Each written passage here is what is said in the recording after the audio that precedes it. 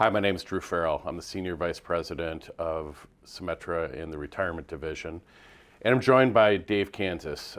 We're fortunate to have Dave as a consulting partner to talk about all things financial services, the sector, behavioral finance, marketplace.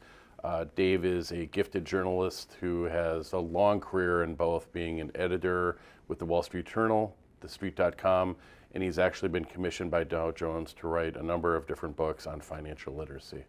Dave, I want to start off with the economy and consumer sentiment and what your feel is for the consumer sentiment in the here and now, how it's shaping our current economy.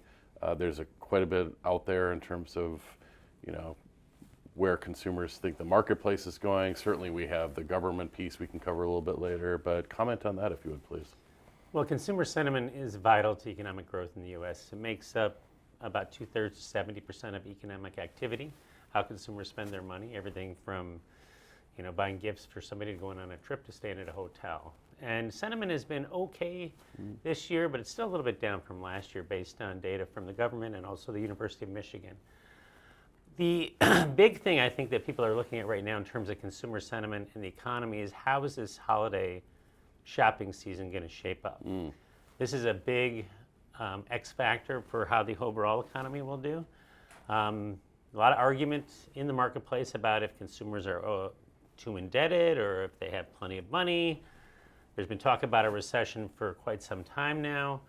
And I think a lot will depend on how that holiday shopping and travel season goes. So we're in a wait and see until the holidays. Yeah, if you look at the market, which is obviously a mechanism that discounts the future, I mean, there's a degree of optimism in the stock market. Stocks have continued to outperform expectations, especially in the last few months over the summer. And that's an indicator that there is an optimism there that things will come through fine when it comes to the holiday season. It's interesting you mentioned holidays because we just turned the Labor Day corner as we're conversing right now. People are back, they're opening their mail, they're paying attention to their pocketbooks, what they spent over the summer.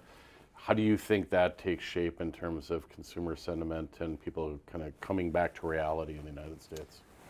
I mean, it's a great question because you kind of spend August kind of staring at the sun, and then you come back, for a lot of people, school starting for their kids, the vacations are over, and they are looking at a little sticker shock there in September sometimes. It might be why we have a sense that people work much harder in September because they're trying to get back on top of what has been going on in the summer. And while the United States, based on data, does not vacation stay as much as Western Europe, there's still a fair amount of good vacations that happen in the United States, and that how people will deal with that sticker shock is going to be an important thing. Now, for those who are invested, and that, the majority of Americans through retirement accounts and other things are invested in markets. There is a modest wealth effect when the market is higher that makes people feel a little bit better about their overall situation. You go back to, say, 2008, 2009, when the markets were cratering, they didn't feel very good, no matter how good their job was. They just didn't feel good. And so you have a little bit of that positiveness that can help consumer sentiment and help people get through that return to reality that they experience in September.